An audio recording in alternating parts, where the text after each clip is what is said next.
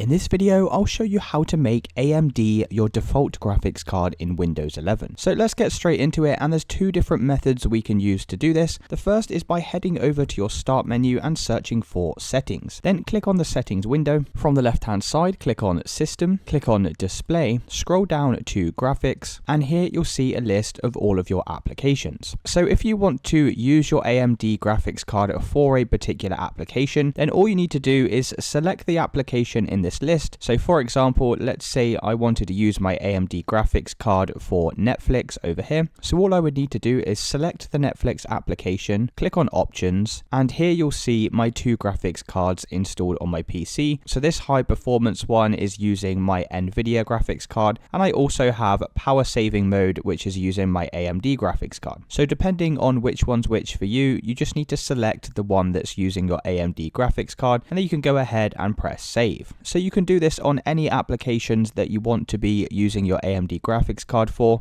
You can even add applications by clicking the browse button at the top here if you can't see a particular application in this list. So that's the first way you can make AMD your default graphics card. The second way is by heading back over to the start menu, searching for device manager, and then clicking on the device manager window. From here, scroll down to display adapters and expand this list. And if you have two graphics cards installed on your PC like I do, then what you can do is just disable the graphics card that you don't want to be using. So if I wanted to only use my AMD one, I could always disable the NVIDIA one just by right clicking and selecting disable device, and then that way it's automatically always going to use my AMD one. So that's it guys, those are the two methods you can use to make AMD your default graphics card. If you did find this video helpful, then let me know in the comments below, and I'll see you in the next one.